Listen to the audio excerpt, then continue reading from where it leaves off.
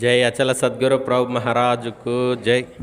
गुरुर् ब्रह्मा गुरुर्विष्णु गुरुर्देवो महेश्वर गुरुर् साक्षात् परब्रह्म तस्मै श्री गुरवे नमः। श्री दक्षिणामूर्ति समारंभम श्री शिवराम दीक्षित मध्यमम श्री बुरहानार्य पर्यंतम वंदे श्री सत्ययाख्य गुरु परंपरम। ओम श्री कृष्णमूर्ति गुरुभ्यो नमः। जय अचल सद्गुरु प्रभु महाराज को जय।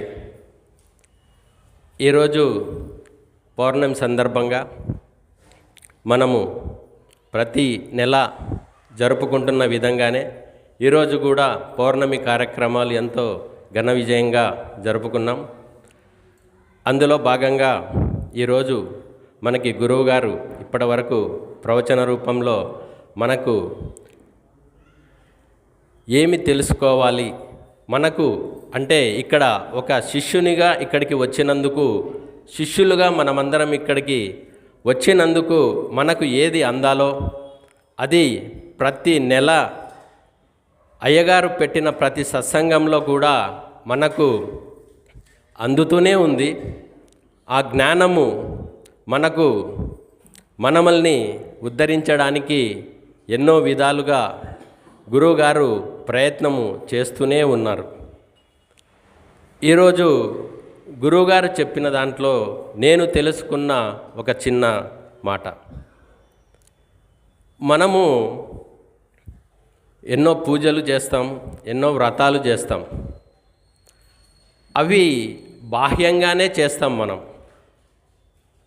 మరి అవి చేస్తే సరిపోతుందా అంటే అవి కొద్ది వరకే పరిమితం. అంటే భగవంతుణ్ణి తెలుసుకునేంత వరకే ఆ పూజలు వ్రతాలు మనకు ఉపయోగపడతాయి. మరి దాని తర్వాత ఇంకా తెలుసుకుంటే చాలా ఉంది కదా. మరి ఇంకా తెలుసుకోవాలంటే మనం ఏం చేయాలి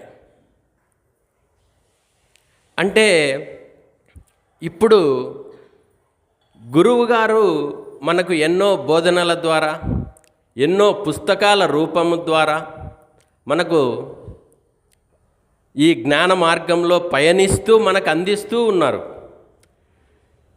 అదే ఇప్పుడు ఎవరైనా సరే టీవీ ముందర కూర్చొని ఒక వాస్తు పండితుడు మీకు మీ ఇంట్లో అది బాగలేదు, ఇది బాగలేదు, మీరు ఆ వ్రతం చేయండి, ఈ వ్రతం చేయండి, లేకపోతే ఏదైనా ఒక గుళ్ళో పంతుల దగ్గరకో ఎవరి దగ్గరికి వెళ్ళి మాకు బాగుండట్లేదు అంటే మీరు ఈ వ్రతం చేయండి, ఆ వ్రతం చేయండి అనగానే మనం వెళ్ళి అన్నీ చేసేస్తాం. పంతులు చెప్పారు నీకు బాగా జరుగుతుంది కాబట్టి ఆ వ్రతం చేయమన్నారు, లేకుంటే ఆ పూజ చేయమన్నారు అనగానే చేసేస్తాం. మనం వెనుక ముందు చూడము, ముందుకు వెళ్ళిపోతాం. మనం వాస్తు బాగలేదంటే ఇంట్లో అన్నీ చక్క పెడతాం. ఈ మూల అది లేదు, ఆ మూల ఇది లేదు, అక్కడ బరువు ఇక్కడ బరువు అన్నట్టు వాస్తు పండితుడు చెప్పిన విధంగానే మనం ముందుకు వెళ్తాం. అదే గురువుగారు రాసిన వాక్యాలని చదవమని కానీ, గురువుగారు రాసిన పుస్తకాలు చదవమని కానీ, సాధన చేయమని కానీ, ఇలా మనము ఇవి చేయండి, ఇది నీకు మంచి జరుగుద్ది అని మనము చెప్తే మనల్ని కింద నుంచి పైదాకా చూస్తారు. మాకు తెలీదా, మీరు మాకు చెప్పడమా అని ఆలోచిస్తారు. కానీ వాటికైతే తొందరగా చేసేస్తారు. కానీ అవేంటివంటే బాహ్యంగానే అవన్నీ. మీరు ఏది చేసినా కానీ, వాస్తు సరి చేసుకున్నా, పూజలు చేసినా, వ్రతాలు చేసినా, ఏది చేసినా కానీ అది బాహ్యంగానే ఉంటుంది. కానీ అంతరంగా తెలుసుకోవాలంటే ఒక సద్గురువుని ద్వారానే మనం తెలుసుకోగలుగుతాం. మరి అది తెలుసుకోవాలంటే ఫస్ట్ గురువుగారు చెప్పిన బోధనలను వినాలి. ఆయన రాసిన తత్వాలు కానీ, బుక్స్ కానీ, ఏవైనా కానీ మనకు చదివితే కదా మనకు తెలిసేది. కానీ అవి అలా అల్మార్లో పెట్టుకొని ఉంచుకుంటాం, కానీ వాటిని చూసి చదివే అంత ఏం చదవలేదు అంటే మాకు టైం లేదు అంటాం. అవును, ఇవాళ రేపు టైం పరిగెడుతూనే ఉంటుంది. టైం ఎక్కడ ఉంటుంది మనకి? టైం ఉండదు మనకి. కానీ ఆ టైంని చూసుకొని మనము చదివి గురువు ద్వారా తెలుసుకుంటేనే మనకు తెలుస్తుంది. అయితే అంతర్లీనంగా మనము ఏది శోధించాలి, ఏ సాధన చేయాలి, అంతరంగా ఎలా వెళ్ళాలి? ఇప్పుడు సముద్రం ఉంది, ఆ సముద్రంలో ముత్యాలు సముద్రము లోపల ఉంటాయి. అది అందరికీ తెలుసు, ఎందుకంటే ముత్యాలకు నిలయము సముద్రము. మరి నువ్వు సముద్రపు ఒడ్డుకెళ్ళి నాకు ముత్యాలు కావాలంటే దొరుకుతాయా? ఏం దొరుకుతాయి? పైన ఉన్న రాళ్ళు దొరుకుతాయి. మరి ముత్యము దొరకాలంటే, ఆ ముత్యము దొరకాలంటే నువ్వు సముద్రం లోపలికి వెళ్ళి నువ్వు అంతరంగా వెళ్ళాలి. అప్పుడే నీకు కావలసిన ముత్యము దొరుకుతుంది. మరి ఆ ముత్యము కోసం నువ్వు ఎంత తాపత్రయపడాలి? ఆ ముత్యం కోసం నువ్వు ఎంత లోతుకు వెళ్ళాలి? లేదు, నాకు అవసరం లేదు, బాహ్య పూజలు బాహ్య వ్రతాలు అనుకుంటే నీవు ఒడ్డున నిలబడి నాకు ముత్యం కావాలనుకుంటే రాళ్ళు దొరుకుతాయి. ఆ రాళ్ళతో సమానం నీ బాహ్య పూజలు కానీ బాహ్యంగా చేసేవన్నీ. రాళ్ళు దొరికినప్పుడు ఆ రాళ్ళతోటే సంతోషపడతావు. మరి అది సరిపోతుందా? మరి నీకు ముత్యం కావాలి కదా. నీకు ముత్యము కావాలి అంటే నువ్వు అంతర్లీనంగా వెళ్ళాలి. అప్పుడే ఏదైతే మనకు కావలసిన ముత్యము దొరకాలి అంటే బాహ్య పూజలు చేయి, కానీ అవి ఎంతవరకు సాధన చేయాలి అంతవరకే పనికొస్తాయి. కానీ అంతర సాధన కావాలి అంటే మటుకు నువ్వు అంతర హృదయంలో అంటే లోపలికి వెళ్ళాలి. ఆ లోపల ఏముంది, మన లోపల ఏముంది అన్నది మనకి గురువు ద్వారా మనము తెలుసుకున్నాం. నీలో ఏదైతే ఉందో, నాలో ఏదైతే చైతన్యం ఉందో, ఆ చైతన్యం ఎక్కడ ఉంది, నీలో ఎక్కడ ఉంది అన్నది ఒక గురువు ద్వారానే మనము తెలుసుకోగలుగుతాం. మరి అది తెలుసుకోవాలంటే మనంతకు మనం తెలుసుకోలేము. కానీ ఎప్పటికప్పుడు గురువు గారి ద్వారా, ఆ బోధనల ద్వారా కానీ గురువు గారు చెప్పే జ్ఞాన మార్గంలో ఏదైతే పయనిస్తూ మనకు బోధిస్తూ ఉన్నారో మనము కూడా ఆ మార్గంలో వెళ్ళినప్పుడే ఈ అంతర సాధన అన్నది కలుగుతుంది.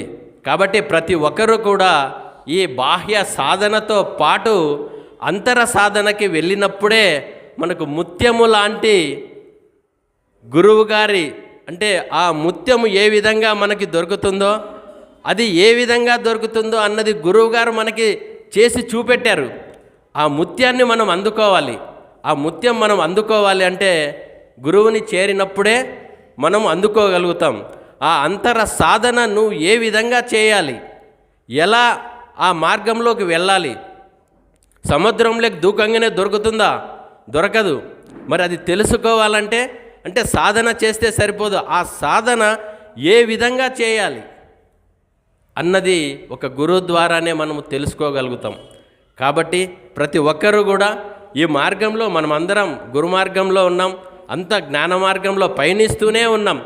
ఆ పయనించడానికి మన గురువుగారే కారణం కాబట్టి ఆ గురువు వెళ్ళే మార్గంలోనే మనం కూడా వెళ్ళినప్పుడే ఈ సాధన అన్నది సఫలీకృతం అవుతుంది.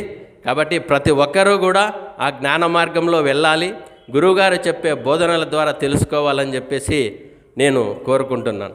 జై అచల సద్గురు ప్రభు మహారాజుకు జై. జై గురై. శ్రీ దక్షిణామూర్తి సమారంభాం శ్రీ శివరామ దీక్షిత మధ్యమాం శ్రీ బృహానార్య పర్యంతం వందే శ్రీ సత్యయాఖ్య గురుపరం. అంటే మనం ఒక ప్రజెంటేషన్ ఇచ్చేప్పుడు మనం సో అండ్ సో అని తెలియజేయటం, మనం ఎవరు ఏ సాంప్రదాయం అని తెలియజేయటానికి ఇది ఉపకరిస్తుంది. ఇప్పుడు చంద్రశేఖర్ గారు చెప్పింది చాలా మంచిగా అనిపించింది నాకు. సీతమ్మ గారు ఇంతకుముందు ఒక మాట చెప్పేవారు. నాయన గారు అప్పట్లో ప్రతీ నెల ప్రవచనము అని పంపించేవాడు. ఒకటి గురుగీతలో ఉన్న ఒక శ్లోకానికి ఉపనిషత్తు, అది అమృత బిందోపనిషత్తు, ఒకటి కేనోపనిషత్తు, కైవల్యోపనిషత్తు, కేనోపనిషత్తు, ఇవన్నీ ఉపనిషత్తుల్లో ఒక ఉపనిషత్తులో ఒక శ్లోకమును ప్లస్ గురుగీతలో ఉన్నదానికి అర్థం రాసి పంపించేవాడు. ప్రతి నెల నాయనగారు పంపించేవాడు. పవనం, అవును, పవనం రోజు మనం చదివేవాళ్ళం, పవనం రోజు చదివేవాళ్ళం. ఆ నాయనగారు పంపించారు. అమ్మగారు ఏమనేవాడంటే, అయ్యా తీసుకొచ్చి నీ సూరులో పెట్టమాకండి అనేవారు. నాయనగారు పంపించని అట్లా అమ్మగారు మళ్ళీ వాటిని జిరాక్స్ తీసి ఇచ్చేవాళ్ళు, జిరాక్స్ తీసి ఇచ్చేవాళ్ళు అందరికీ. అర్థమైందమ్మా? చదవండి అని చెప్పి, అంటే శ్రద్ధగా చదవాలి అంటే అదంతా మనకు జ్ఞానం రీచ్ అవ్వాలి అనే ఉద్దేశంతో ప్రయత్నం చేశారు. అలాగే మన ఆశ్రమం తరపున ఎన్నో పుస్తకాలు మనం ముద్రించున్నాం. అర్థమైందమ్మా? మరి ఎంతమంది మరి వాటిని పఠించారో నాకు తెలియదు. అందులో ఉన్న సారం మరి ఎంతమందికి అర్థమైందో కూడా నాకు తెలియదు, ఎంతమంది గ్రహించారో కూడా నాకు తెలియదు. అది వాళ్ళ ఇష్టం. ఇప్పుడు నేను ఒక పుస్తకం రాశాను అనుకోమ్మా, రాసి ఇది మీరు చదివారా, ఇది మీరు చదివారా అని నేను అడిగిన అనుకో, మిమ్మల్ని ఏమంటారు? లావుగా నువ్వే రాసినవులే అంటారు. అర్థమైంది? ఇక నువ్వే రాసి నువ్వు పొద్దాకల కనపడ్డప్పుడల్లా ఈ గురువు గారికి ఏం పని లేదు, మమ్మల్ని అది చదివిను అని అడుగుతున్నా అంటారు. నాకెందుకు? ఎవరికి ఇష్టమైతే వాళ్ళు చదువుతారు. ఇష్టం లేదనుకోమ్మా, అవసరమైన వాళ్ళకి అది చేరితే చాలు. అది అవసరమైన వాళ్ళకి అది చేరితే చాలు. ఎట్లా అంటే అమ్మా, ఏ మాట ఎవరి చెవికి చేరితే ఏ ప్రయోజనం కలిగిద్దో తెలియదు కదా. అది ఎందుకంటే ఎవరి కోసం పరమాత్మ మనలో ఈ ఉపాధిలో నుంచి ప్రకటన చేస్తున్నాం. మనమేమైనా గొప్ప కాదు, ఇది ఒక ఉపకరణం. ఈ ఉపకరణం ద్వారా వారు పలుకుతున్నారు. పలికేది ఎవరు? వారు. ఈ ఉపకరణం ద్వారా వారు పలికేటువంటిది ఎవరికి అవసరమో వాళ్ళకి చేరుద్ది. అంతేకమ్మా, అదే చెప్పారు వారు. అంటే ఎవరు చెప్పాల్సినటువంటి అవసరం లేదు, ఎవరికి చేరేది వాళ్ళకి చేరుద్ది. అర్థమైందమ్మా? జపస్తపోవ్రతం తీర్థం యజ్ఞోదానం తదైవచ గురుతత్వం అవిజ్ఞాయ సర్వం వ్యర్థం భవేత్ ప్రేరణ. అంటే జపము, తపము, తీర్థాటం ఇవన్నీ చేయొచ్చు ఎప్పుడు? గురుతత్వాన్ని తెలుసుకున్న తర్వాత. గురుతత్వాన్ని తెలుసుకోకుండా చేయటం వల్ల అంత ప్రయోజనం అనేటువంటిది ఉండదు అని చెప్పి మనకు చెప్పడం అనేటువంటిది జరిగింది. ఓకే, దయతల సద్గురు ప్రభు మహారాజుకు జయం. అందరికీ జయ గురు. మరిన్ని ఆధ్యాత్మిక రహస్యాల కోసం అచల బోధ, ఆత్మబోధ, భగవద్గీత, అలాగే పండుగల్లో దాగిన అర్థాలు, అంతరార్థాల కోసం మరియు యోగము, ధ్యానము మొదలైన అనేక ఆధ్యాత్మిక తెలుగు ప్రవచనాల కోసం క్రింద ఉన్నటువంటి రెడ్ కలర్ సబ్స్క్రైబ్ బటన్ను క్లిక్ చేయండి. అలాగే ప్రక్కనే ఉన్నటువంటి గంట సింబల్ను నొక్కండి. అలాగే ఈ వీడియో మీకు నచ్చినట్లయితే లైక్ చేయండి మరియు షేర్ చేయండి. జై గురు.